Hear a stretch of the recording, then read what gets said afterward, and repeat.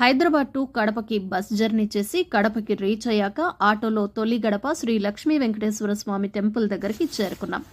అక్కడ ఉన్న కళ్యాణకట్ట ప్లేస్లో ఫ్రెష్ అప్ అయ్యి ఆలయాన్ని దర్శించుకొని స్వామివారిని దర్శించుకొని పక్కనే ఉన్న లక్ష్మీ అమ్మవారిని కూడా దర్శనం చేసుకున్నాం.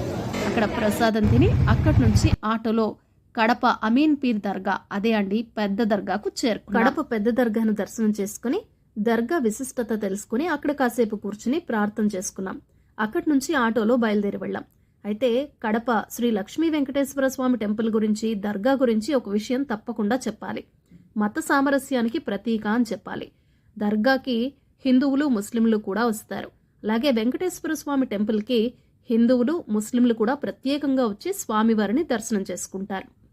ఇక దర్గా నుంచి మా ప్రయాణం మొదలు నెక్స్ట్ ఒంటిమిట్ట కోదండ రామాలయానికి ఆటోలో చేరుకున్నాం. ఒంటిమిట్ట రామాలయంలో కేసులలో